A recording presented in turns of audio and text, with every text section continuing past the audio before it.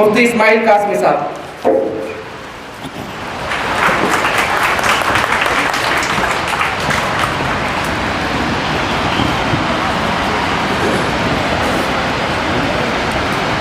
بسم اللہ الرحمن الرحیم. نحمدہ و نصلی علی رسولہ الکریم. اما بعد.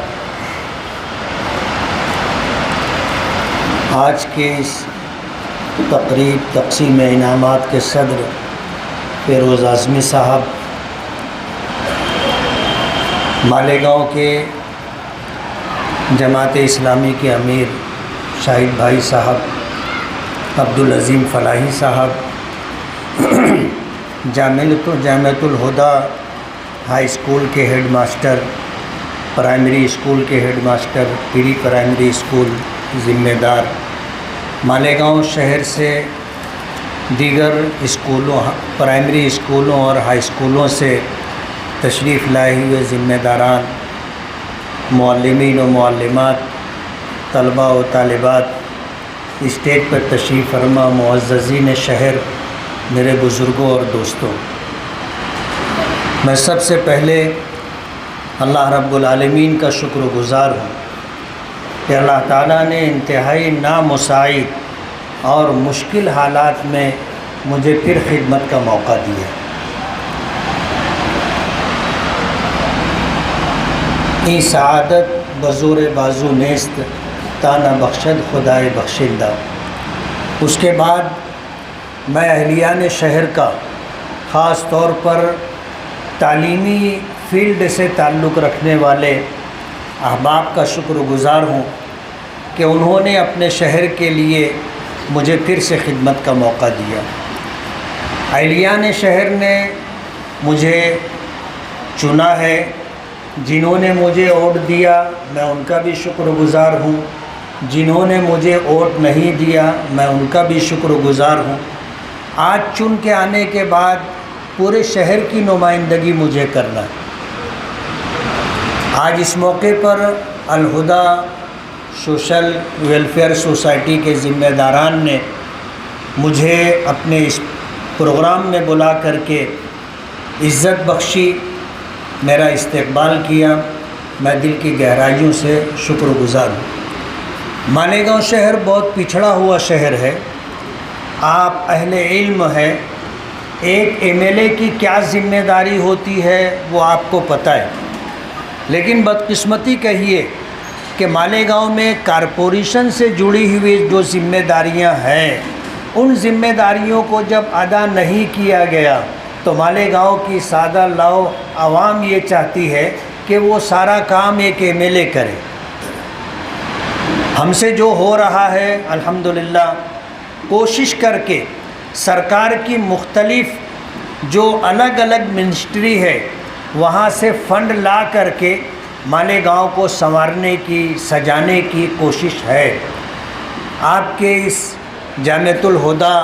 ادارے کے سامنے کا آدھا روڈ بنا ہوا تھا اور آدھا روڈ بننا باقی تھا. ہم نے کوشش کی کہ یہ روڈ مکمل ہو جانا چاہیے. الحمدللہ اس کی تعمیر جاری ہے اور چند دنوں میں انشاءاللہ یہ روڈ مکمل ہو جائے گا. آج اس موقع پر مجھے جس طرح محبتوں سے نوازا گیا اور اس تقریب میں جامعۃ الہدیٰ کے لیے جو تقاضے رکھے گئے ہیں، میں آپ کو یہ بتانا چاہتا ہوں کہ ہمارے بزرگوں نے حضرت مولانا عبداللطیف آئینی صاحب، مولانا عبدالرشید عثمانی صاحب، محمد ابراہیم اسلم ماسٹر صاحب، مصطفیٰ انصاری صاحب اور ان کے جو رفقا تھے، انہوں نے 1978 میں جو یہ پروگرام مالیگاؤں کی عوام کے سامنے خصوصاً اور بالعموم مہاراشٹر میں رہنے والے لوگوں کے سامنے رکھا تھا کہ عصری اور دینی تعلیم کا ایک حسین سنگم اور امتزاج ہو اور ایسے بچے ہمارے یہاں سے پڑھ کر کے نکلیں جنہیں ڈاکٹر بننے کے بعد، انجینئر، پروفیسر بننے کے بعد عصری تعلیم کی بڑی سے بڑی ڈگری لینے کے ساتھ اس بات کا احساس رہے کہ ہم مسلمان، اور مسلمان ہونے کے ناطے ان کی جو ذمہ داریاں ہیں ان ذمہ داریوں کو محسوس کریں۔ مجھے دکھ کے ساتھ کہنا پڑ رہا ہے کہ عصری تعلیم جہاں دینی تعلیم کا اہتمام نہیں ہے، اگر ان بچوں اور بچیوں کو گھر میں دینی مزاج نہیں ملا یا مکتب کی تعلیم ان کو نہیں ملی اور ان کی تربیت نہیں ہو سکی، ایسے ہی بچے اور بچیاں ہم نے دیکھا ہے کہ آگے جا کر کے وہ مرتد ہو جاتے۔ جن بچیوں نے ارتداد کا راستہ اختیار کیا، جب ہم لوگوں نے جا کر کے ان سے ملاقات کی، اور ایسی 25 بچیاں ہیں کہ جب انہوں نے مذہب اسلام کو چھوڑ دیا اور دنیاوی آسائشوں کے لیے یا اپنے تقاضوں کے پیش نظر انہوں نے کسی غیر مسلم سے رشتہ کر لیا، جب ان کو واپس لانے کے لیے ان سے گفتگو کرنے کے لیے جانا ہوا تو اس وقت اس بات کا احساس ہوا کہ ہماری یہ بچی دینی اعتبار سے زیرو ہے، اسے مذہب اسلام کے بارے میں کچھ بھی معلوم نہیں، اسے یہی پتہ نہیں ہے کہ میں مسلمان ہوں اور میرا مذہب اسلام ہے، اور یہ مذہب آج روئے زمین پر سب سے زیادہ کامل و مکمل مذہب ہے، اور یہی وہ مذہب ہے جس سے ہماری دنیا بھی سنور سکتی ہے اور آخرت بھی بن سکتی ہے۔ اس بات کا اسے پتہ تک نہیں تھا۔ ہم اگر کہیں کہ یہ ماں باپ کا قصور ہے اور اگر آگے بڑھ کر کے یہ کہیں کہ یہ سماج کا قصور ہے تو غلط نہیں ہوگا۔ کسی کے جانے کے بعد اس کو واپس لانا بہت مشکل ہے۔ ابھی 15 دن پہلے کی بات ہے، کیمپ علاقے کی ایک مسلم بچی بودھ سماج کے سے تعلق رکھنے والے ایک نوجوان کے ساتھ گھر اور مالیگاؤں چھوڑ کر کے چلی گئی۔ پولیس ڈپارٹمنٹ میں کمپلین آئی، اس کو تلاش کرنے کی ہر ممکن کوشش کی گئی، اور جہاں جہاں ان کے رہنے کا پتہ چلا، جب وہاں پر پولیس کی ٹیم پہنچی تو انہوں نے اس جگہ کو چھوڑ دیا تھا۔ ابھی تک وہ بچی ملی نہیں ہے، لیکن 4 دن پہلے اس نے ایک ویڈیو بنا کر کے کیمپ پولیس اسٹیشن کے پی آئی کو واٹس ایپ پہ اس نے بھیجا، اور اس میں اس نے یہ کہا ہے کہ میں نے اپنے اختیار سے اور قانونی طور پر میں نے اپنے پرانے مذہب کو چھوڑ کر کے ایک نئے مذہب کو اختیار کر لیا ہے، اب اس سلسلے میں مجھے تلاش کرنا بند کر دیا جائے۔ ہمیں پتہ نہیں ہے کہ اس نے یہ ویڈیو اپنی مرضی سے بنایا ہے یا اس کے اوپر زور زبردستی کر کے اس سے بنوایا گیا ہے، یہ تو وقت بتائے گا۔ لیکن حالات اس طرح کے ہیں کہ جب ان جیسی بچیوں سے بات کی جاتی ہے اور انہیں سمجھایا جاتا ہے کہ تم مسلمان ہو، تو معلوم یہ ہوتا ہے کہ اس کو پہلے بھی اپنے مسلمان ہونے کا احساس یا مسلمان ہونے پر فخر نہیں تھا۔ حالات کے پیش نظر اس نے اپنے لیے ایک دوسرا راستہ چن لیا، واپس لانا بہت مشکل ہو جاتا ہے۔ اس لیے میں یہ چاہوں گا کہ تعلیم تو ضروری ہے، لیکن تعلیم سے زیادہ تربیت ضروری ہے۔ غالباً جگر مراد آبادی نے کہا کہ علم انسان کو انسان بنا دیتا ہے، علم بے مایا کو سلطان بنا دیتا ہے، علم اللہ جسے دے اسے ایمان بھی دے، ورنہ یہ وہ شے ہے کہ شیطان بنا دیتا ہے۔ تعلیم کے ساتھ تربیت ضروری ہے۔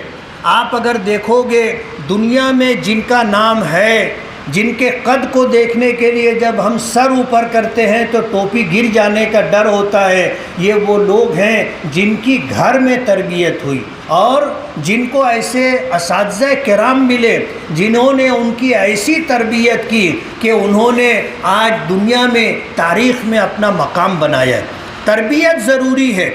اور تربیت کے ساتھ ساتھ دونوں علوم پر دسترس ہونا ضروری ہے کہ عصری علوم کے ساتھ ساتھ دینی علوم پر بھی کم سے کم اتنا انہیں درک ہونا چاہیے کہ اچھے اور برے کی تمیز ان کو ہو جائے۔ مالیگاؤں میں ایک کامیاب کوشش کی گئی تھی، مجھے معاف کرنا، درمیان میں جامعۃ الہدیٰ پر جو حالات آئے ان حالات کو دیکھ کر کے یہ احساس ہوا کہ ایسا نہیں ہونا چاہیے تھا۔ جامعۃ الہدیٰ کے ذریعے سے آپ ایک پروگرام قوم و ملت کے سامنے پیش کر رہے ہیں، اور قوم و ملت کے سامنے جب یہ پروگرام آپ رکھ رہے ہیں تو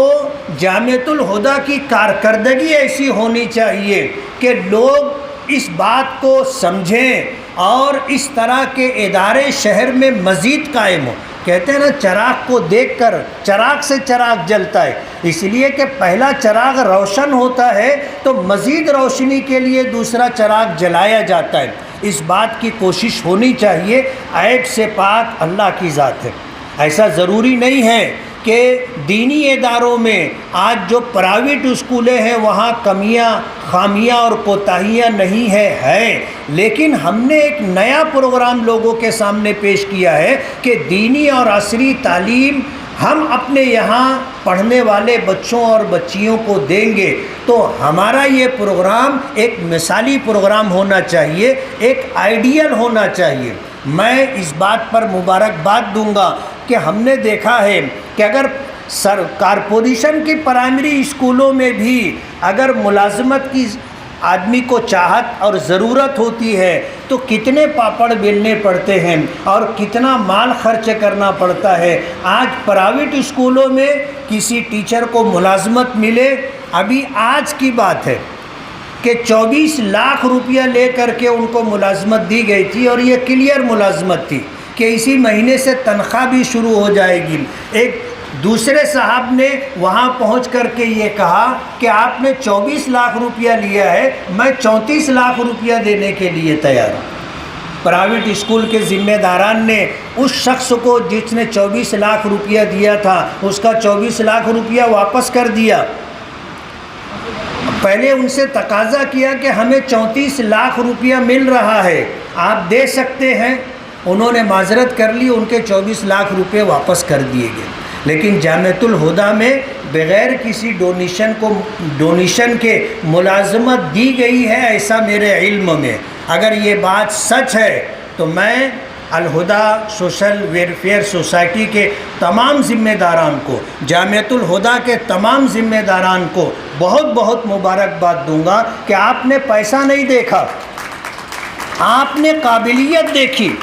اور قابلیت کی بنیاد پر آپ نے کسی کو اپنے یہاں ملازمت پر رکھا ہے۔ اگر تھوڑی سی آپ محنت کریں گے اور تھوڑی سی توجہ دیں گے تو انشاءاللہ آپ کے اس ادارے سے ایسے بچے اور بچیاں پڑھ کر کے نکلیں گے جو قوم و ملت کے اندر اپنا مقام تو بنائیں گے لیکن اپنے ادارے کا بھی تعارف ہوں گے۔ کہتے ہیں سورج اپنی روشنی سے پہچانا جاتا ہے، عطر اپنی خوشبو سے جانا جاتا ہے، اور درخت اپنے پھل سے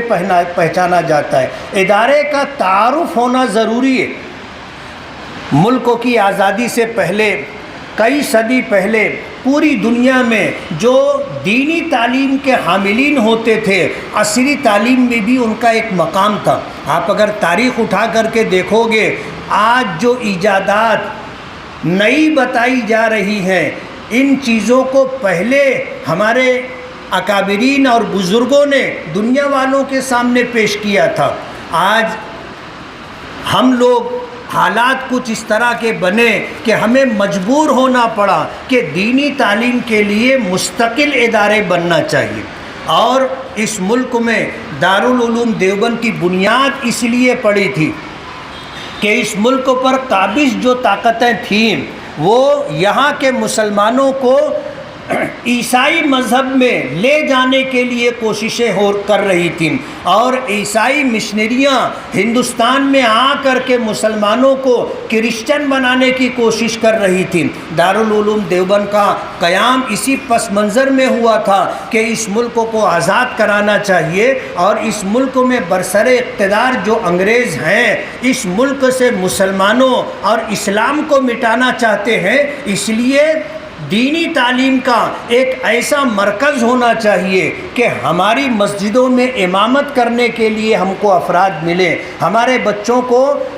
قرآن کریم کی بنیادی تعلیم دینے کے لیے افراد ملیں اور ایسے لوگ ہوں جو دینی علوم کے اندر اتنی گہرائی اور گہرائی رکھتے ہوں کہ اس طرح کے فتنے جب اٹھیں تو ان کا مقابلہ بھی ہو سکے اور ان کا سد باب بھی کیا جا سکے۔ لیکن آج پھر ضرورت محسوس ہو رہی ہے کہ ماضی میں جس طرح عصری اور دینی تعلیم دونوں ساتھ میں